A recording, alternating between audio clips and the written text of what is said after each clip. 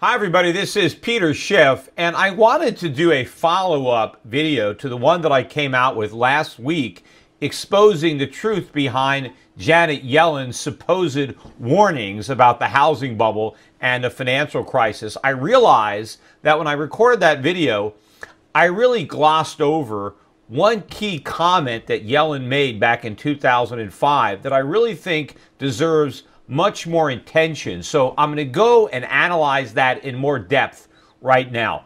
If you remember from that last video, in 2005, Janet Yellen posed the question, is there a housing bubble?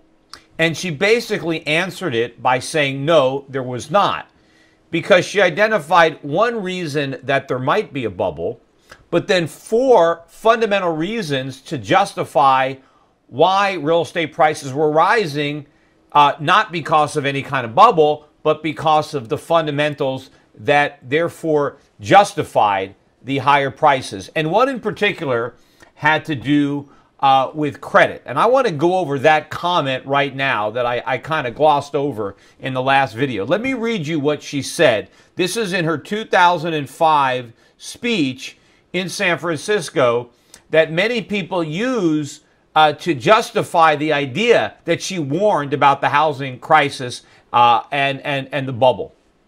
Quote, "Another development which may be making housing more like an investment vehicle in the U.S.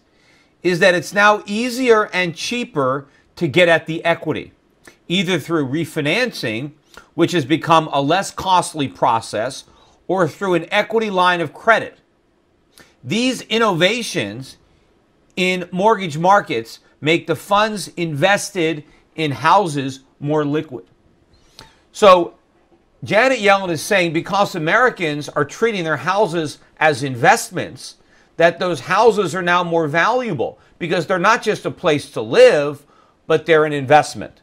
Well, first of all, what she's describing isn't Americans treating their house as an investment, but as an ATM machine, as a source of leverage, a collateral to finance consumption and speculation. In fact, she just said that real estate prices are too high if you judge them by rents, right? Because the rents weren't high enough to justify the price. So real estate was not a good investment. She acknowledged that.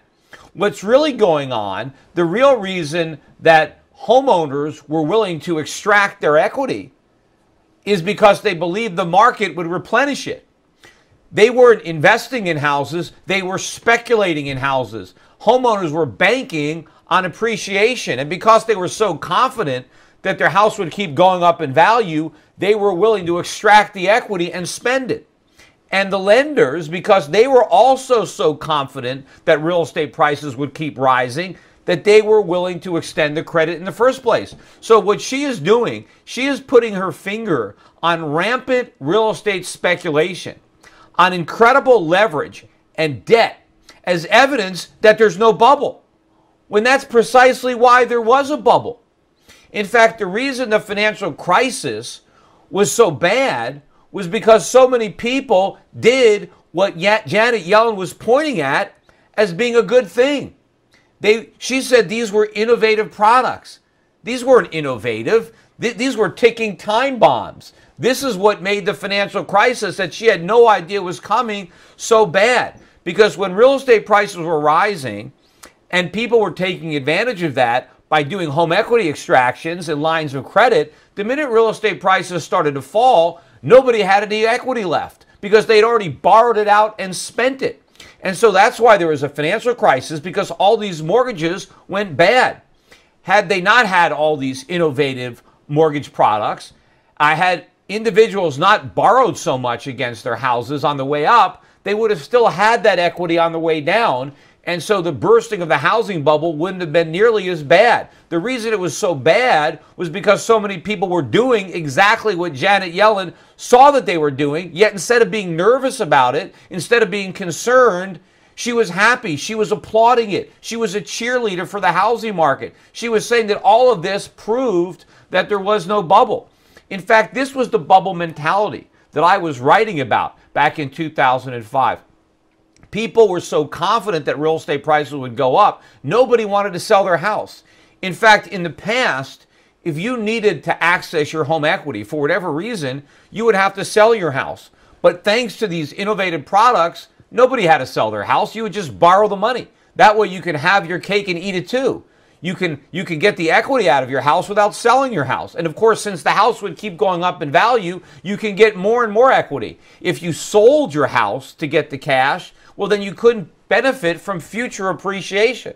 So because it was so easy to extract equity, the normal real estate sales didn't take place. People didn't sell their house because they needed the money. They just leveraged their house because they needed the money. In fact, one of the reasons that foreclosures were so low in 2005 and 2006 is because strapped homeowners didn't have to sell their house. The house didn't go into foreclosure. They can just borrow more money so they can keep meeting their payments and survive. The very innovative products that she's so enamored by were the reasons the bubble grew so big in the first place. And of course, what were consumers doing with all the money that they were extracting from the real estate market? Some of it was used to buy more real estate and inflate the bubble further, but a lot of that money was spent. Homeowners were using the equity extractions to buy stuff, to buy cars, to take vacations, to buy furniture, to do remodeling. So the housing bubble and the economy were growing together. Janet Yellen, throughout her speech in 05 and 06, downplayed the connection between the economy and the housing market. She says the housing market was a small part of the economy, that even if housing prices collapsed, it would just be a bump in the road to the economy. Yet she can't even understand the link between these home equity loans that she's praising, that she thinks are so innovative, and the fact that there's so much excess spending in the economy. She didn't see that when real estate prices went down, not only would all that excess consumption go away, but now homeowners would be underwater in their mortgages, and instead of sending in their mortgage payment, they would be mailing in their keys. So Janet Yellen was right there studying all this information.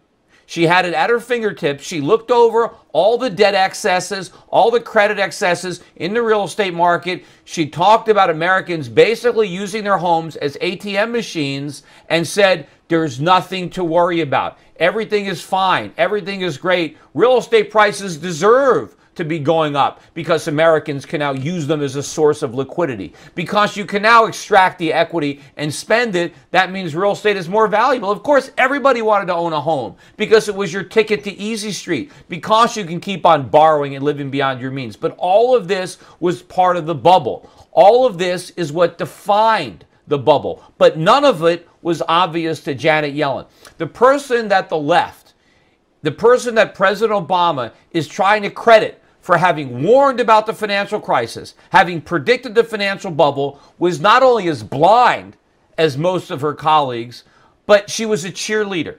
She didn't only not warn about the dangers of the housing bubble, she dismissed the warnings of other people and said there is nothing to worry about. Everything is great. Everything is fine in housing. It's all justified by the fundamentals. People who are talking about a bubble, they don't know what they're talking about. And even in the unlikely event that real estate prices go down, even though I, Janet Yellen, believe they're going to go up, even if they go down, it's no big deal. And this is going to be the next chairman of the Federal Reserve. Again, if you haven't watched the 40-minute video that I recorded, watch that one as well. You don't have to watch the whole 40 minutes if you don't want to. It's the first 25 minutes are exposing Janet Yellen. The last 15 are just some clips of me in 2006, just to draw a contrast between the warnings that Janet Yellen wasn't giving and those that people like me were making back in 2005 and 2006. And again, if you didn't take the time to read the article that I wrote in 2005, specifically addressing what Janet Yellen was talking about as a reason to be optimistic. I addressed that specifically as why the bubble was so big and why it was going to be such a disaster when it burst. And again, you can read that 2005 article on the Europac commentary archives. In fact, I would suggest reading all my housing articles in 04, 05, 06, and 07. It's great reading. And for anybody who says that nobody could have predicted this, no one saw that crisis coming, Just read those articles and you know how complete nonsense that is. And of course, the biggest nonsense of all is now to pretend that Janet Yellen was among the people who warned about the crisis and saw it coming, because she did nothing of the kind. That's all for now. Take care, everybody.